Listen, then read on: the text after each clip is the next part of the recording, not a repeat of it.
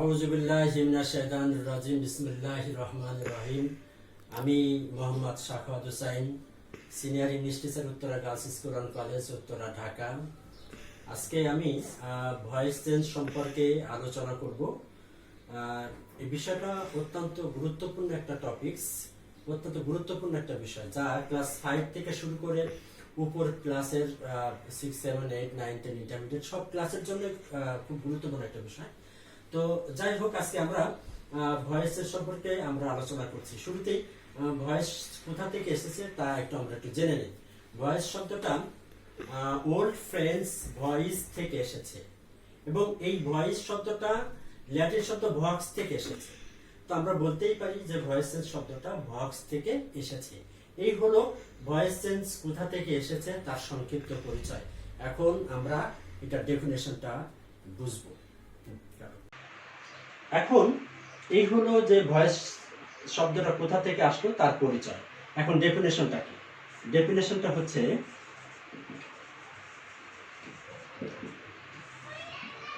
ভয়েসের ডেফিনেশনটা হচ্ছে ভার্বের যে রূপটা তার সাবজেক্ট সম্পর্কে সক্রিয়তা বা নিষ্ক্রিয়তা প্রকাশ করে বা নির্দেশ করে, তাই হচ্ছে হলো ভয়েস। আমি আবার বলছি, ভার্বের যে রূপটা তার সাবজেক্ট সম্পর্কে সক্রিয়তা বা নিষ্ক্রিয়তা নির্দেশ করে, তাই হচ্ছে হলো ভয়েস। ভয়েস চেঞ্জ মূলত দুই প্রকার। কয় প্রকার? দুই প্রকার। এবার আসো, দুই প্রকার। এক প্রকার হচ্ছে হলো অ্যাক্টিভ ভয়েস, দুই নম্বরটা হলো প্যাসিভ ভয়েস। আচ্ছা, অ্যাক্টিভ ভয়েসটা কি সেটা আমরা একটু বুঝে নেই।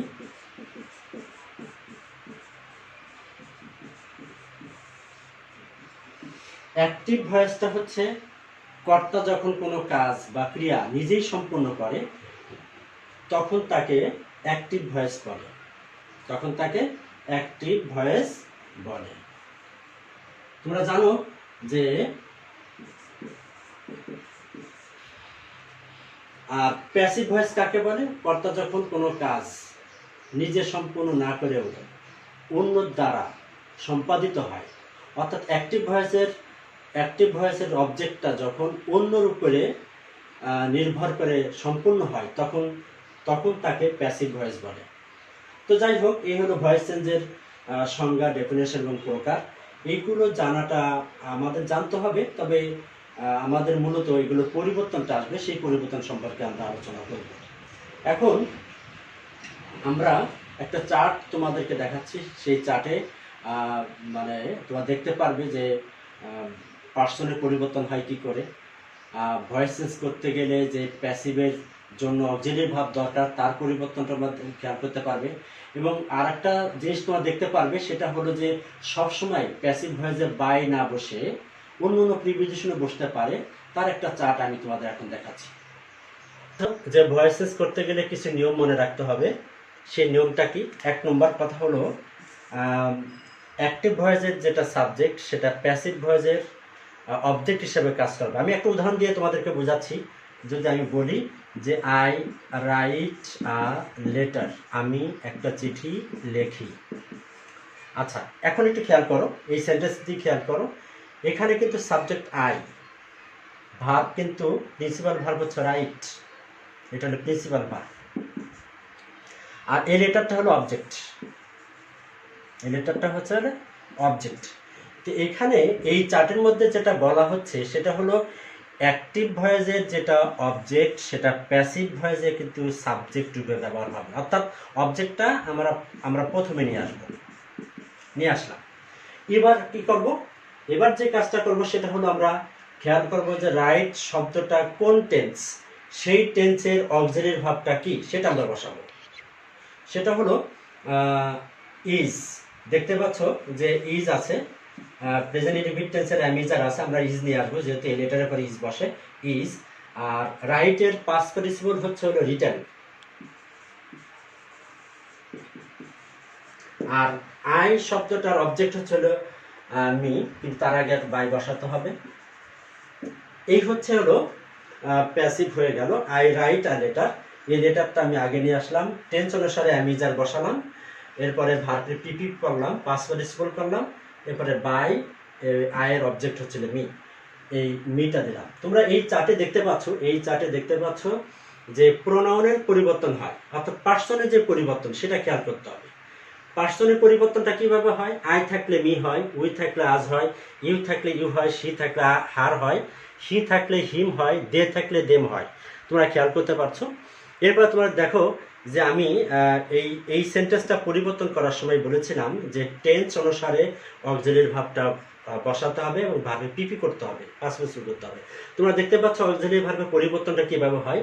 প্রেজেন্ট ইনডিফিনিট টেন্সের অ্যাম ইজ আর আছে, প্রেজেন্ট কন্টিনিউয়াস টেন্সের am being is being, present perfect টেন্সের হ্যাভ বিন হ্যাজ বিন, আর প্রেজেন্ট পারফেক্ট টেন্সের হ্যাভ বিন হ্যাজ বিন বললাম, আর পাস্ট ইনডিফিনিট টেন্সের ওয়াজ ওয়ার, পাস্ট কন্টিনিউয়াস টেন্সের was being were being, past perfect টেন্সের হ্যাভ বিন, এবং ফিউচার ইনডিফিনিট টেন্সের shall be will be, future continuous টেন্সের shall be being will be being, আর future perfect টেন্সের shall have been will have been. এই হলো voice change করতে গেলে যে অক্সিলারি ভার্ব লাগবে টেন্স অনুসারে, সেই অক্সিলারি ভার্ব এখানে তোমরা চার্টে দেখতে পাচ্ছ।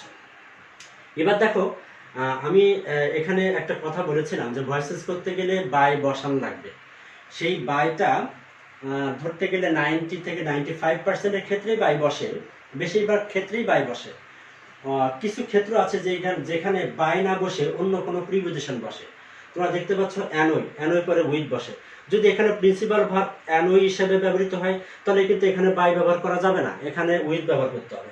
যদি এখানে স্যাটিসফাই হিসেবে কোনো ভার্ব চলে আসে তাহলে সেখানে কিন্তু আমরা উইথ ব্যবহার করব। এখানে যদি নো শব্দটা আসে, সেই নো শব্দটা যদি আসে তাহলে এখানে আমরা বাই ব্যবহার না করে টু ব্যবহার করব। এইভাবে এই যে ওয়ার্ডগুলো দেওয়া আছে, যে শব্দগুলো দেওয়া আছে, শব্দগুলো যদি কখনো প্রিন্সিপাল ভার্ব হিসেবে আসে তখন এই প্রিপোজিশনগুলো আমরা নিব, তখন বাই নিব না। এই হলো এই চার্টের সংক্ষিপ্ত পরিচয়। এখন আমরা সিরিয়ালি আমরা মডাল ভার্বের যে ভয়েস চেঞ্জ হয়, তারপরে ফ্যাক্টিটিভ অবজেক্টের যেই ভয়েস চেঞ্জ হয়, কগনেট অবজেক্টের যেটা ভয়েস চেঞ্জ হয়, রিফ্লেক্সিভ ভার্ব অবজেক্ট যেটার মানে এটা যে অবজেক্ট পরিবর্তন হয় সেটা সম্পর্কে আমরা আজকে বুঝবো। আমি এই চার্টটার পরিবর্তে আর একটা চার্ট তোমাদের সামনে আমি দিচ্ছি। তো বন্ধুরা, ভয়েস চেঞ্জের পরিবর্তনের ক্ষেত্রে প্রথমে আমি মডাল ভার্ব সম্পর্কে আলোচনা করব। মডাল ভার্বের যে পরিবর্তনটা আছে সেটা খেয়াল করে আমরা। তো মডাল ভার্বগুলো কি কি? মডাল ভার্বগুলো হচ্ছে can, could, may, might, shall, should, will, would, am going to, is going to, are going to ইত্যাদি। এগুলো হচ্ছে মডাল ভার্ব। আর এই মডাল ভার্বের যে একটা পরিবর্তন সেটা কিভাবে হয় খেয়াল করো। এই মডাল ভার্ব যখন আসবে তখন এই মডাল ভার্বের পরে একটা বি বসাবে, একটা বি বসাবে। বির পরে অবশ্যই ভার্বের পাস্ট পার্টিসিপল করতে হবে। এরপরে as usual, by me, by him, by them, হ্যাঁ, এইভাবে অ্যাজ ইউজুয়াল যেভাবে পরিবর্তন হয় সেভাবে করে যেতে হবে। তোমরা একটা উদাহরণ খেয়াল করতে পারছো যে I am going to buy a pencil box, pencil box, I am going to buy a pencil box. এখানে তোমরা দেখতে পাচ্ছ এখানে আইটা হচ্ছে সাবজেক্ট, অ্যাম গোয়িং টু হচ্ছে মডাল ভার্ব। কি ভার্ব? Modal verb. বাইটা হচ্ছে প্রিন্সিপাল ভার্ব। আর এই পেন্সিল বক্সটার অবজেক্ট। তো এখন আমাদের পরিবর্তনটা কিভাবে করব খেয়াল করো। আমরা অবশ্যই এই অবজেক্টটা আমরা প্রথমে নিয়ে আসব। এই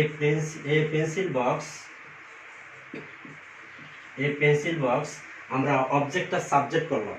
এরপরে কি করব? এই যে মডাল ভার্ব যেটা আছে সেই মডাল ভার্বটা দিয়ে দেবো। এখানে আয়ের জন্য অ্যাম বসছিল, কিন্তু এই পেন্সিল বক্সের জন্য কিন্তু অ্যাম বসবে না, ইজ বসবে, অর্থাৎ ইজ গোয়িং টু বসাইতে হবে। ইজ গোয়িং টু বসাবো। তো আমি মডাল ভার্বটা বসিয়ে দিলাম। তো মডাল ভার্বটা বসানোর পরে অবশ্যই একটা বি বসাতে হবে। বির পরে তোমরা জানো যে ভার্বের পাস্ট পার্টিসিপল করতে হয়। এখানে প্রিন্সিপাল ভার্ব হচ্ছিল বাই, এই বাইয়ের পাস্ট পার্টিসিপল বট। এরপরে আইটা মি হয়ে গেল, বাই মি। আমি আবারও তোমাদের জন্য বিষয়টা রিপিট করছি, সেটা হলো I am going to buy a pencil box. এখানে আইটা কিন্তু subject, I am going to modal verb, বাইটা হলো প্রিন্সিপাল ভার্ব, আর এই পেন্সিল বক্স হচ্ছে হলো অবজেক্ট। অবজেক্টটা আমি আবার নিয়ে আসবো, প্রথমে নিয়ে আসবো এই পেন্সিল বক্সটা আমরা শুরুতে নিয়ে আসলাম। এরপরে মডাল ভার্ব যেটা আছে সেটাই বসিয়ে দিলাম এখানে। আর মডাল ভার্বের পর একটা বি বসাতে হয়, সেই বিটা আমি এখানে বসিয়ে দিলাম। ভার্বের পিপি করলাম বট, এরপরে বাইমি বসালাম। এটা হচ্ছে মডাল ভার্ব। যদি কোথাও কোনো প্রকার মডাল ভার্ব দিয়ে তোমাদের ভয়েস চেঞ্জ আসে, তাহলে অবশ্যই তোমরা যে কাজটা করবে, প্রথমে সাবজেক্টটা নির্ণয় করবে, এরপরে মডাল ভার্ব কোনটা সেটাকে নির্ণয় করে ফেলো, এরপরে প্রিন্সিপাল ভার্ব কোনটা সেটা নির্ণয় করে ফেলো, এরপর অবজেক্টটা নির্ণয় করে ফেলো। তো যখন তোমার এভাবে সব কিছু যখন তুমি আইডেন্টিফিকেশন তোমার হয়ে যাবে, যখন তুমি নির্ণয় করে ফেলতে পারবে, ডিটেকশন করে ফেলতে পারবে, তখন অবশ্যই অবজেক্টটা তুমি প্রথমে নিয়ে আসবে, এবার মডেল ভার্বটা দিবে। মডেলের পরে অবশ্যই বি বসাতে হবে। মডেলের পরে অবশ্যই কি বসাতে হবে? বি বসাতে হবে। বির পরে ভার্বের পিপি করতে হবে, অর্থাৎ পাস্ট পার্টিসিপল করতে হবে। এরপরে বাই মি হবে। এখানে দে থাকলে বাই দেম হতো, সি থাকলে বাই হার হতো। এইভাবে আমরা মডাল ভার্বের পরিবর্তন আমরা করব। আমি আবারও রিপিট করছি, মডাল ভার্ব যদি আসে তাহলে মডাল ভার্বের পরিবর্তনটা আমি যেভাবে এখন দেখালাম ঠিক এইভাবে পরিবর্তনটা তোমাদের করে যেতে হবে। এখানে থাকতে পারে, এখানে মডাল ভার্ব আরও থাকতে পারে have to, has to, had to, am to, is to, are to, was to, এগুলো মডাল ভার্ব। হ্যাঁ, should, ought to, must, need, এগুলো মডাল ভার্ব। আর এই মডাল ভার্বের পরিবর্তনটা ঠিক যেভাবে আমি এখানে বুঝালাম, এইভাবে তোমাদেরকে মডাল ভার্বের পরিবর্তনটা করে যেতে হবে। এই হচ্ছে মডাল ভার্ব। এখন আমি তোমাদেরকে বুঝাবো হলো ফ্যাক্টিটিভ অবজেক্ট সম্পর্কে। আমি এখন তোমাদের ভয়েস চেষ্টা বুঝি। তো এখন আমরা যে কাজটা করব সেটা হলো ফ্যাক্টিটিভ অবজেক্ট সম্পর্কে জানবো। ফ্যাক্টিটিভ অবজেক্টটা কি? ফ্যাক্টিটিভ অবজেক্টটা হলো শেষের দুটো অবজেক্ট একই ব্যক্তি হবে। তোমরা খেয়াল করতে পারছো যে এখানে উই মেড হিম ক্যাপ্টেন, উইটা কিন্তু এখানে সাবজেক্ট, মেডটা প্রিন্সিপাল ভার্ব, আর হিমটা হলো অবজেক্ট, এটাও অবজেক্ট। তোমরা খেয়াল করে দেখো, উই মেড হিম ক্যাপ্টেন, আমরা তাকে ক্যাপ্টেন বানালাম। তো এখানে হিমকে আর ক্যাপ্টেনকে একই লোক, কারণ আমরা তাকে ক্যাপ্টেন বানালাম, তাকে ক্যাপ্টেন বানালাম মানে সে, তাকে মানে সে আর ক্যাপ্টেন একই লোক। অর্থাৎ হিম আর ক্যাপ্টেন কিন্তু একই লোক, একই ব্যক্তি। তো এই জায়গায় কি করতে হবে?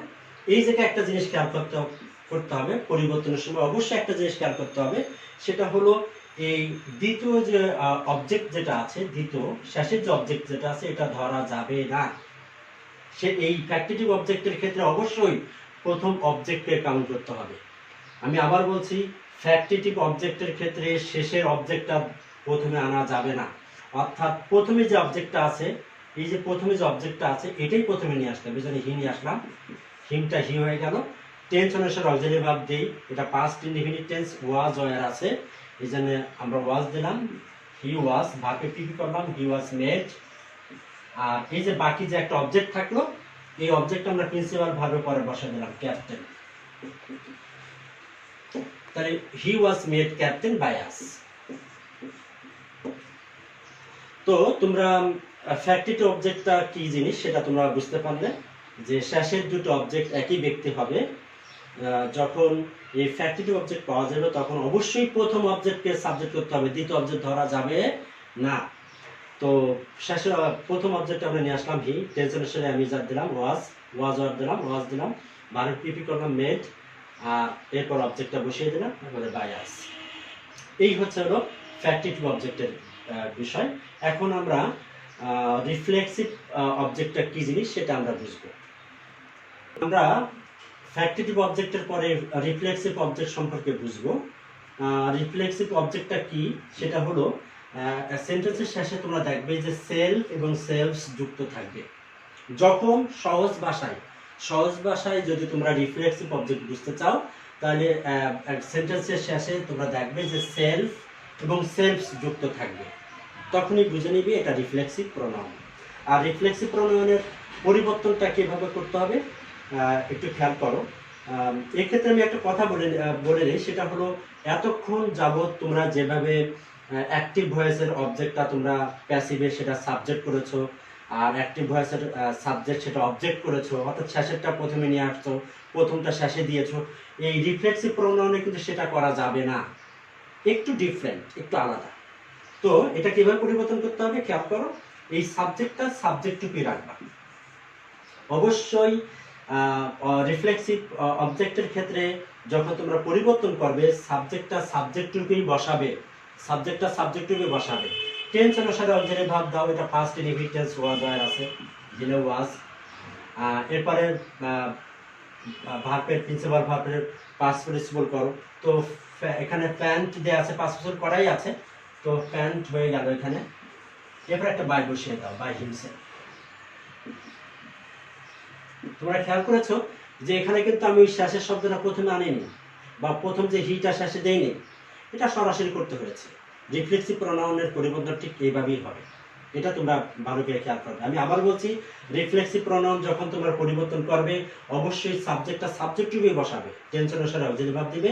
ভার্ব পিপি তো করাই আছে, না করা থাকলে ভার্ব পিপি এখানে, যদি এটা past tense, past indefinite tense, তার মানে ভার্বের পাস্ট টেন্স আছে, তো এটা পাস্ট টেন্সের একই রূপ, এই জন্য আমি বললাম যে এটা করাই আছে। আর পরে বাই হিমসেলফ তোমরা এটা দিয়ে দেবে। এই হচ্ছে হলো রিফ্লেক্সিভ প্রোনাউন। এখন আমরা কগনেট অবজেক্ট সম্পর্কে বুঝবো। কগনেট অবজেক্ট, এখন আমরা কগনেট অবজেক্ট সম্পর্কে বুঝবো। তো কগনেট অবজেক্টটা কি জিনিস তোমরা সহজ ভাষায় তোমাদেরকে বলি, সেটা হলো যে ভার্ব এবং অবজেক্টের ফিগার অনেকটা একই রকমের হয়, একই রূপে হয়।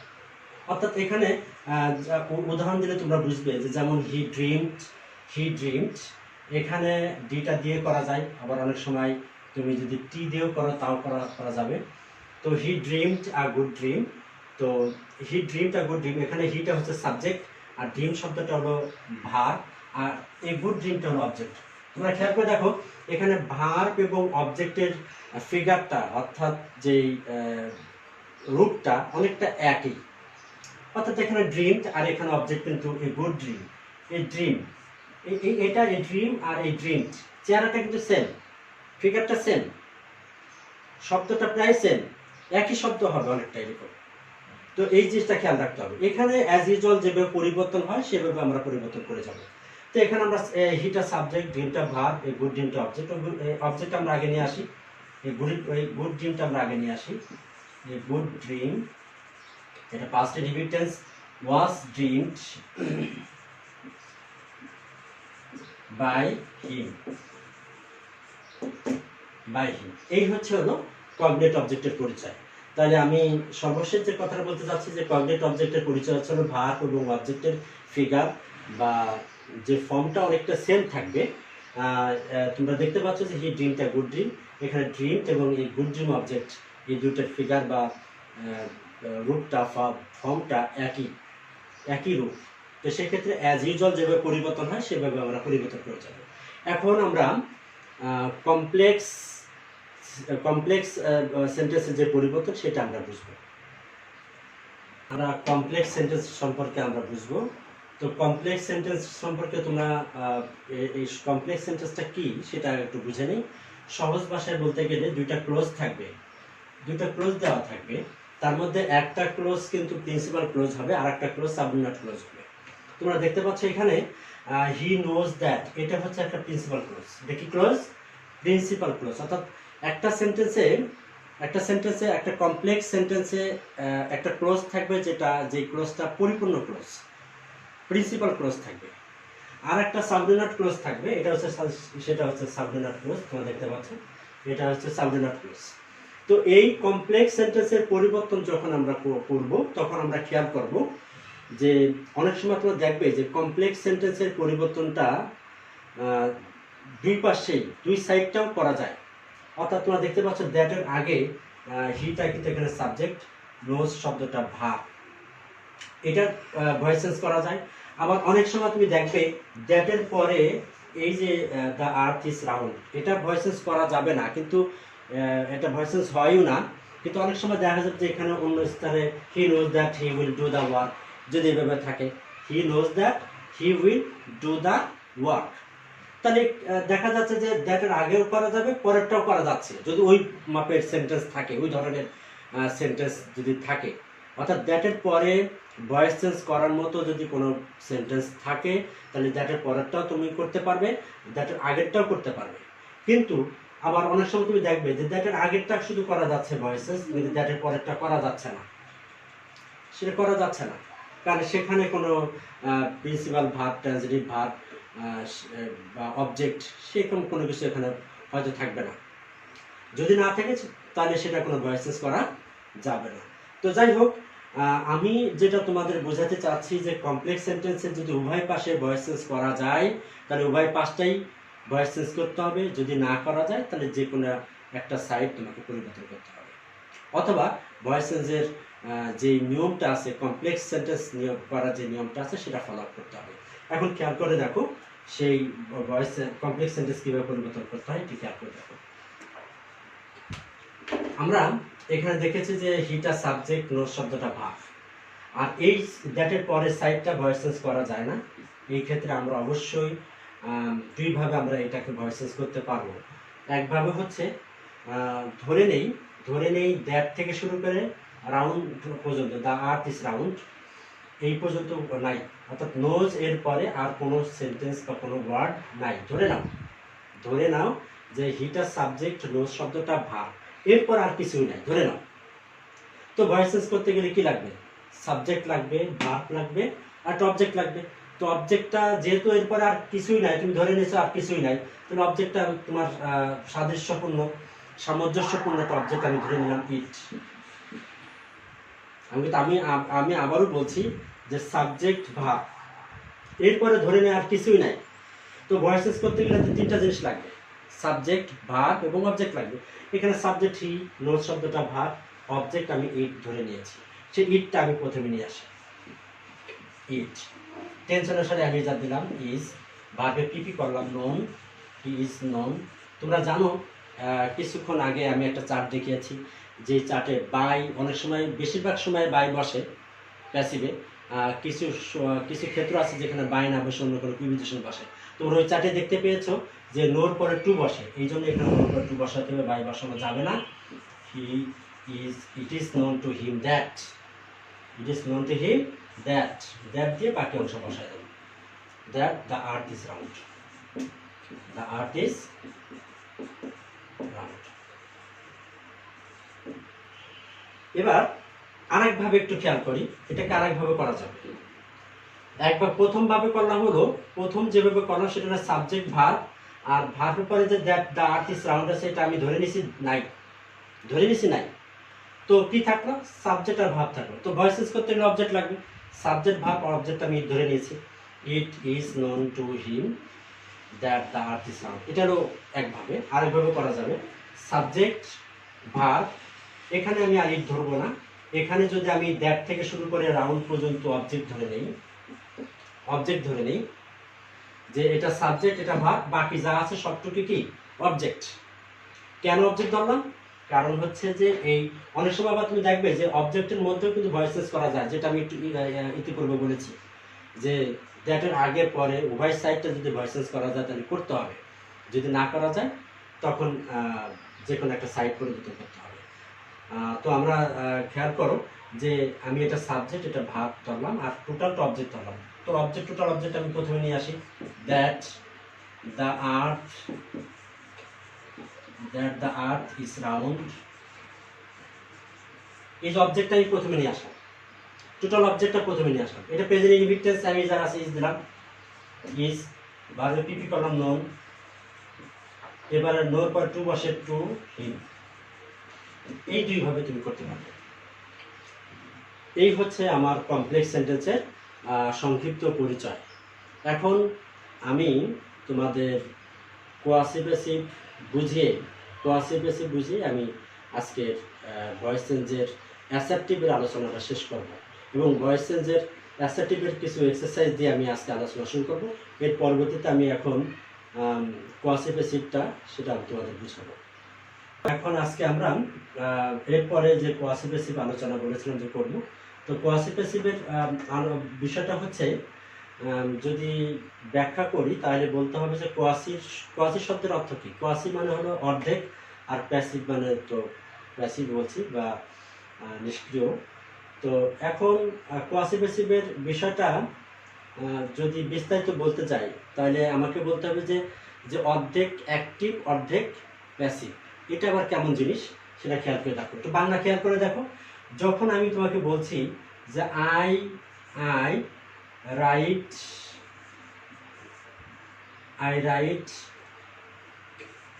আ letter, I write a book, আমি একটা বই লিখি। আচ্ছা, আমি একটা বই লিখি, হ্যাঁ, আমি একটা বই লিখি,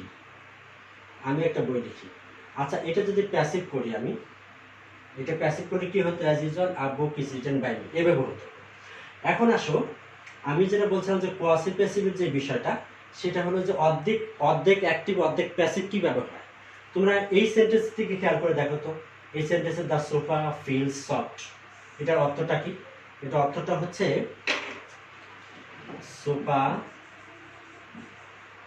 সোফাটি নরম মনে হয়, নরম মনে হয়, নরম, সোফাটি নরম মনে হয়। আচ্ছা, এই সেন্টেন্সটা অ্যাক্টিভ কিনা? দ্য সোফা ফিলস সফট, সেন্টেন্সটা কিন্তু অ্যাক্টিভ, হ্যাঁ। আর অ্যাক্টিভের অর্থটা আমি করলাম এইভাবে যে সোফাটি নরম মনে হয়। এবার আমি এই তোমরা শেষের ওয়ার্ডটা দেখো যে হয়, সেন্টেন্সটা কিন্তু অ্যাক্টিভ, অ্যাক্টিভের অর্থটা করলে কি হয়, শেষের শব্দটা কি পাওয়া যায়, হয়। এবার এই উপরে সেন্টেন্স দিয়ে খেয়াল করো, আই রাইট আ বুক, আমি একটা বই লিখি। এটা যদি প্যাসিভ করে তাহলে এইভাবে হয়, a book is written by me, আচ্ছা এই সেন্টেন্সের অর্থটা কি হবে? একটা বই আমার দ্বারা লেখা হয়, একটি বই আমার দ্বারা কি লেখা হয়।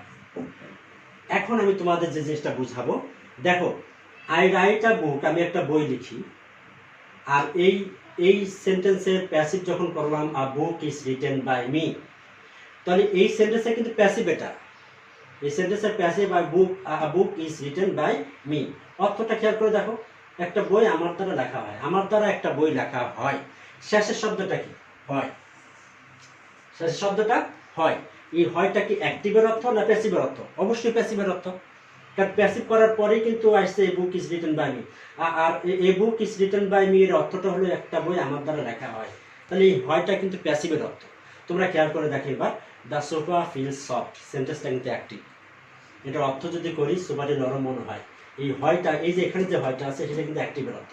তাহলে খেয়াল করে দেখো, সেন্টেন্সটা active, the sofa feels soft, সেন্টেন্সটা কিন্তু অ্যাক্টিভ, আর অর্থ হচ্ছে কার মতো, প্যাসিভের মতো।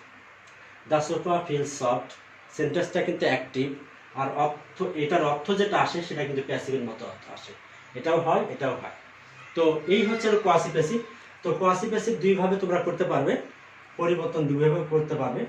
একভাবে হলো, ও তার আগে আমি একটা কথা বলে নিই যে কোয়াসি প্যাসিভ যেই সাধারণত কোয়াসি প্যাসিভের যে ভার্ব সেটা ফিলস আসে, টেস্ট আসে, তারপরে রাইট আসে, হ্যাঁ, এই ওয়ার্ডগুলো সাধারণত মাঝখানে আসে ভার্ব হিসাবে, আর শেষের শব্দটা অ্যাডজেক্টিভ হয় অথবা অ্যাডভার্ব হয়। আমি আবার বলছি যে কোয়াসি প্যাসিভের ভার্বটা সাধারণত ফিল হয়, টেস্ট হয়, রাইট হয়, এই ওয়ার্ডগুলো সাধারণত হয়, আর শেষের শব্দটা হয় অ্যাডজেক্টিভ, তা নাহলে অ্যাডভার্ব হয়। তো তোমরা খেয়াল করছো যে এটা পরিবর্তন কীভাবে খেয়াল করো, আমি সাবজেক্টটা সাবজেক্ট রূপেই রাখলাম,